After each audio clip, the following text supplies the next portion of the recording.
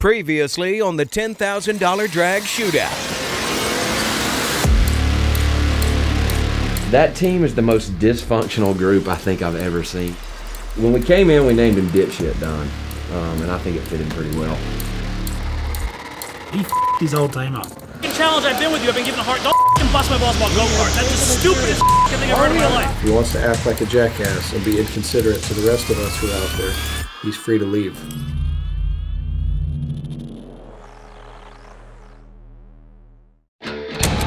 What would you do if I gave you $10,000 to build the quickest drag car possible in only 10 days? 4 teams, 1 race, 1 winner. We don't do anything good, we just kind of do everything half-assed. This is the first thing he's done all week.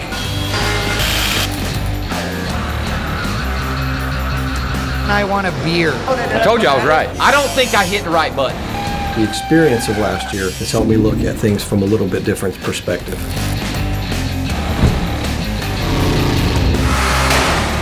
There is so much shit happening right now. I did it, the car was sliding, so then I backed off.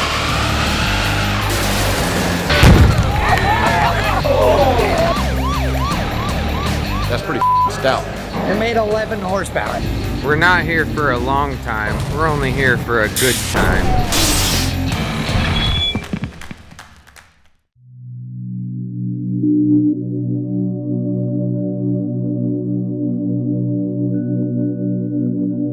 Morale is down. After the Dream Team got disqualified at the go-kart challenge, Don has become the black sheep, and the team is scattered. At this point in the build, one more loss could be the end of the Dream Team. On the other side of the shop, Team Bigun does not have their cylinder heads.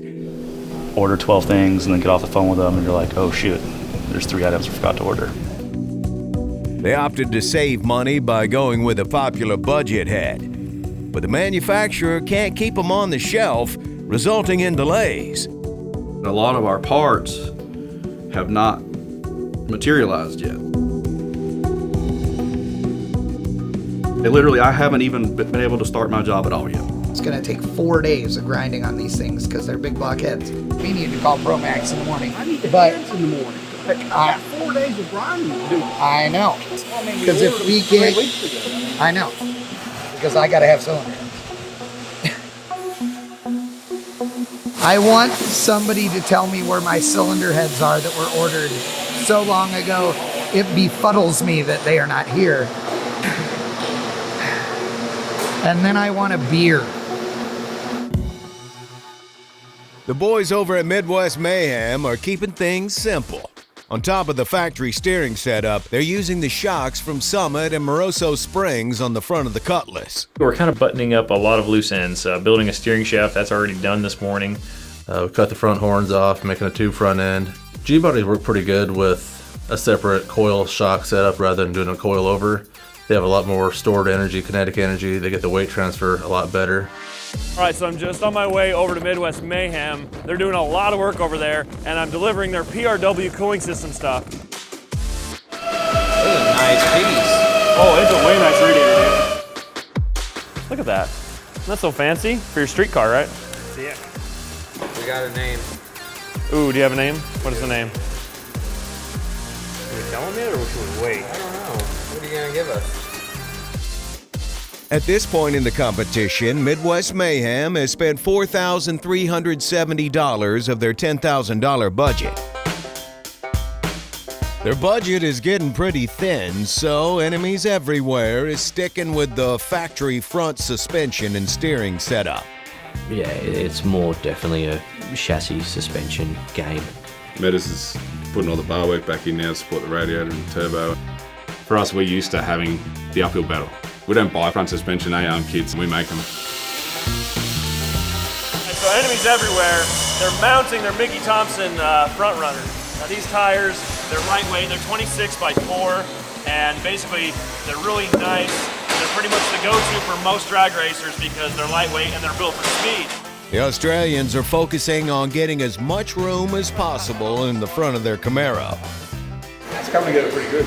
Yeah, you guys have a ton of room up there. You guys cut 2 feet out of the front of the car. We've cut the front of the car off. Frees up some room. It's tight for radiator and turbo space.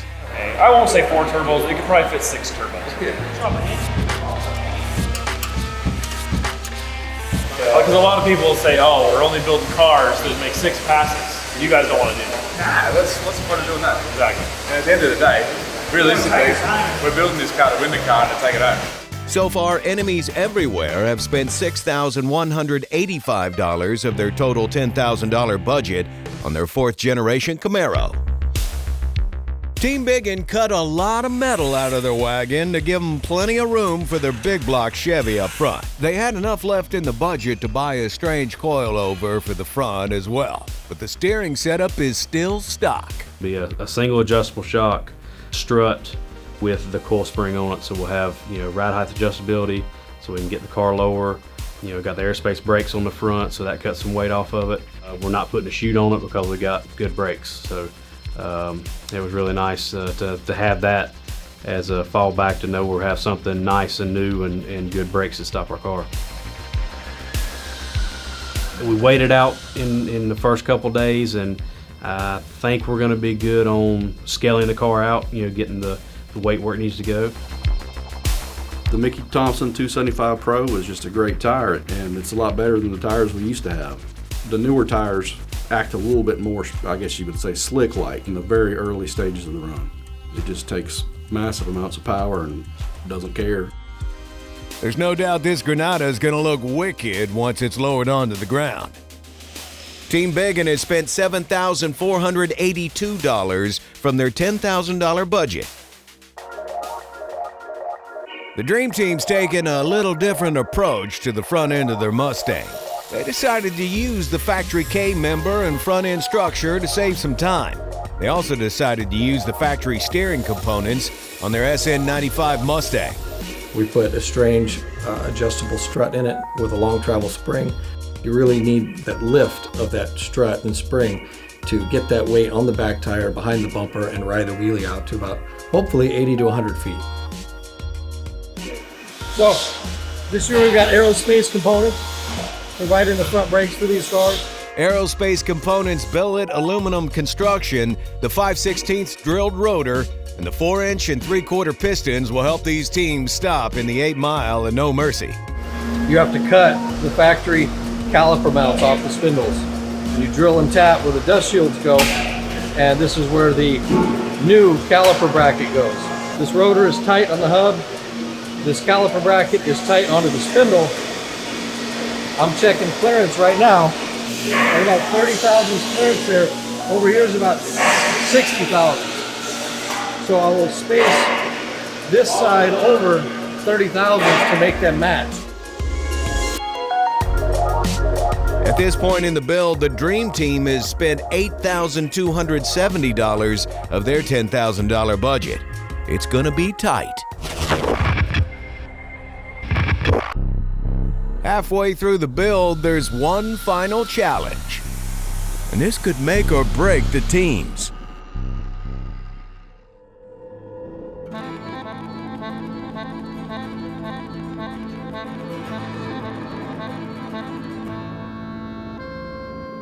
I think just the visual of how big the burrito was the most intimidating part. The thing was just ginormous. But man, that was a lot of burrito.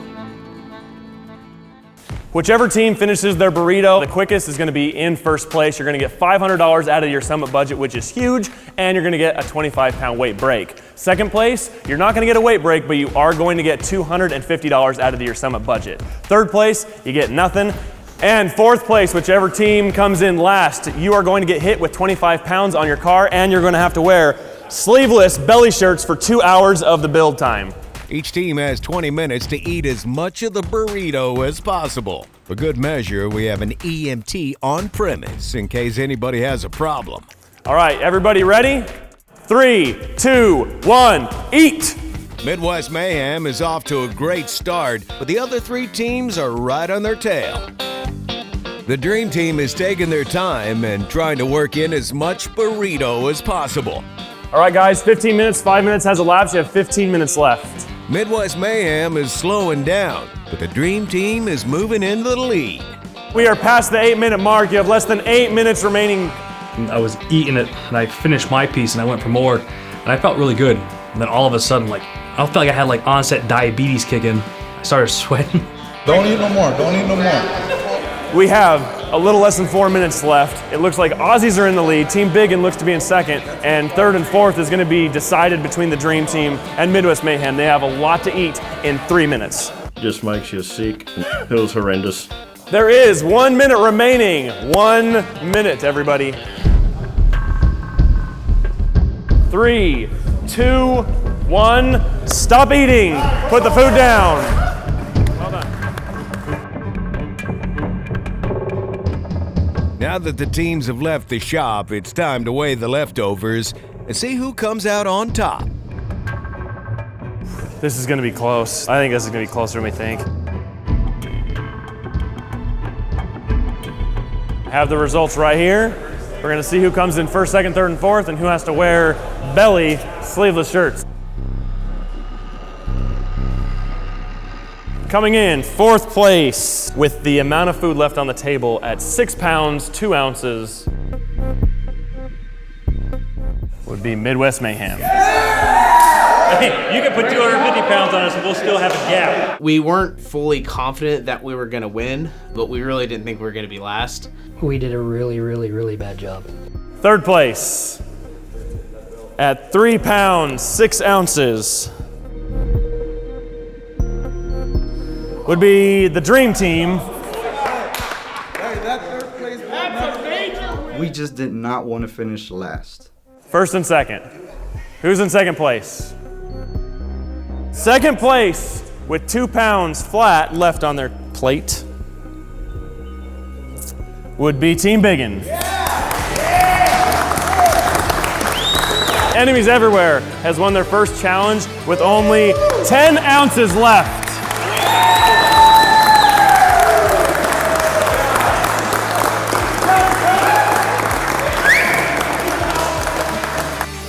So, we have prepared for the eventuality that no team was going to finish a burrito.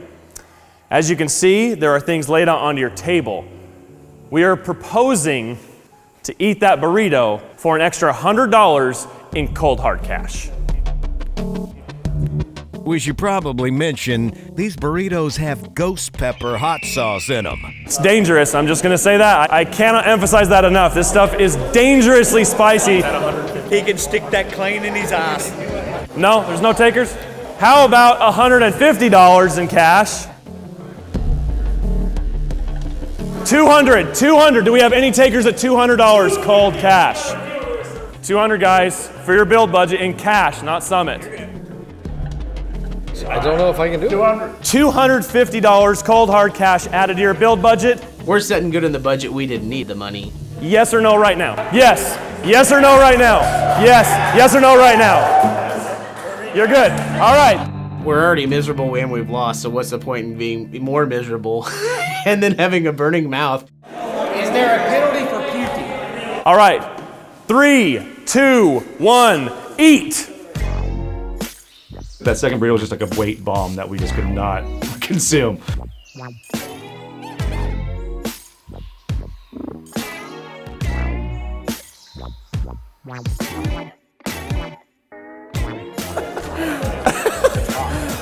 Three, 2, 1. Oh! Enemies everywhere! So after the twist to the burrito challenge, Enemies Everywhere and the Dream Team ended up coming out on top, so I'm gonna hand you each $250 in cold hard cash.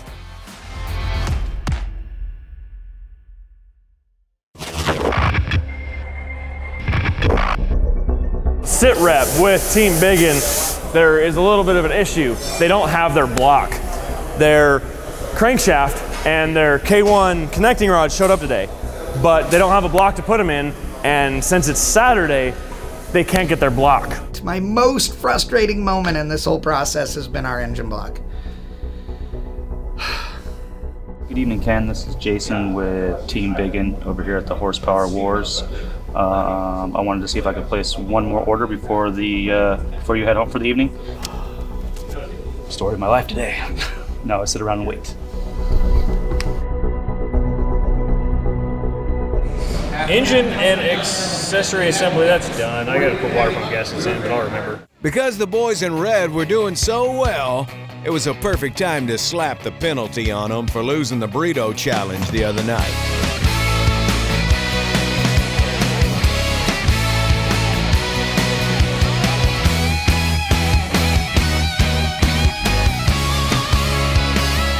My nipples come out. Never wear that. Look like Cletus.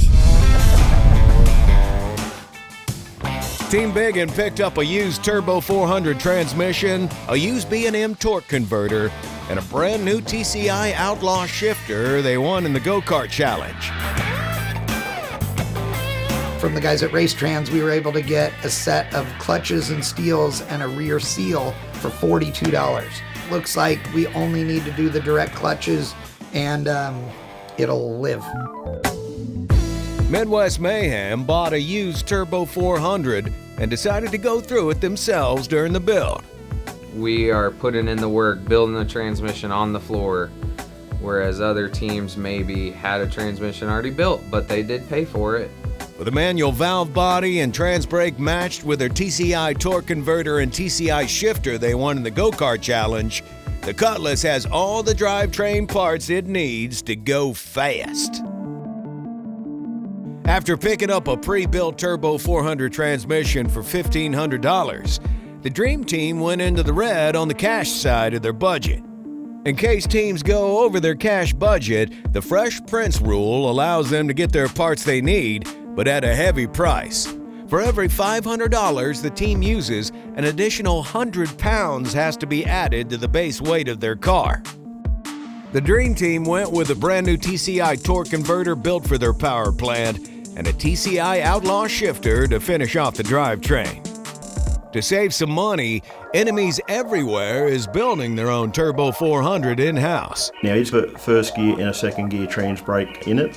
If the track's good, we're pretty confident we can hit it pretty hard and get it moving early in first gear. If it's not to be, well, we've always got that second gear option. Along with a used Transmission Specialties torque converter and a B&M shifter from Summit, this 4th Gen Camaro will be ready for the races.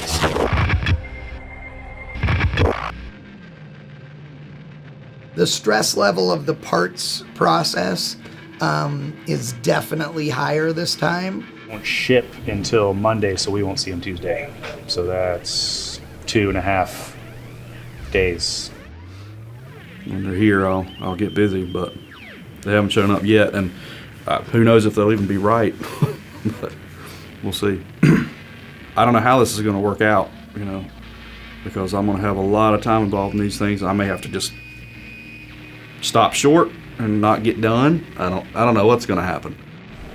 We already have that in our. We don't know until the morning because we have no way to find out until tomorrow. There's nothing we could do.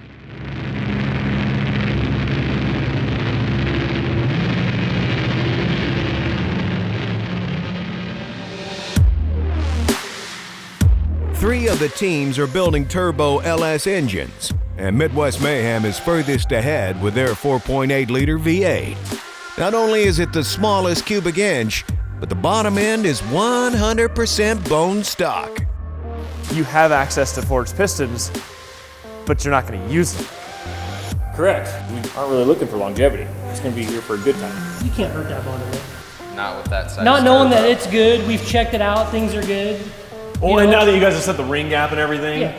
Yeah, this thing will live all that shit. And we're not even adjusting the ring gap that much more. Just a little bit.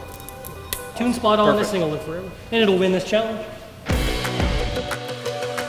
They're using all the factory internals of the engine all the way down to the stock 300,000-mile piston rings. It's a risky strategy to save time and money, but the team seems to be confident. Today you go to hardware store, a lot of the bolts and stuff you get that are grade 8 or not. So that is the difference when you upgrade to ARP hardware for head studs and stuff like that in an engine is you're getting a bolt with a lot more tensile strength, it's a lot denser. It's going to withstand a lot more force before it starts to stretch or give, and that's what you want. You want it to be rock solid. A custom comp cam, BTR valve springs, ARP head studs, and LS9 head gaskets finish off the top end of their 4.8 build.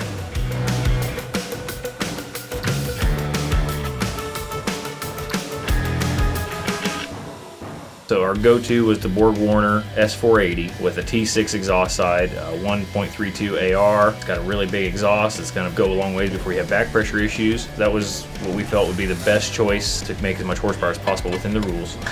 Midwest Mayhem is so far ahead of every other team, they may be first to fire up. Who knows how long this stock bottom end LS will hold together? These guys feel pretty confident about their engine choice. I know we are definitely days and days beyond any other team, but we definitely don't like to get behind in any aspect.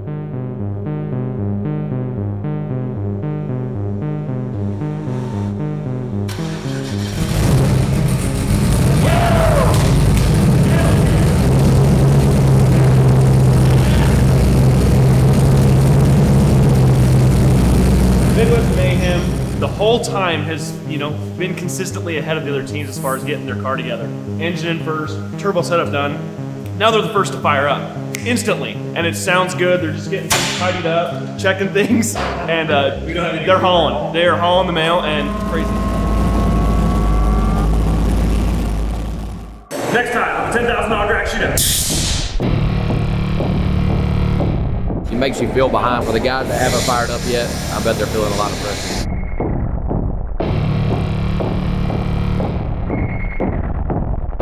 I think they're probably underestimating us.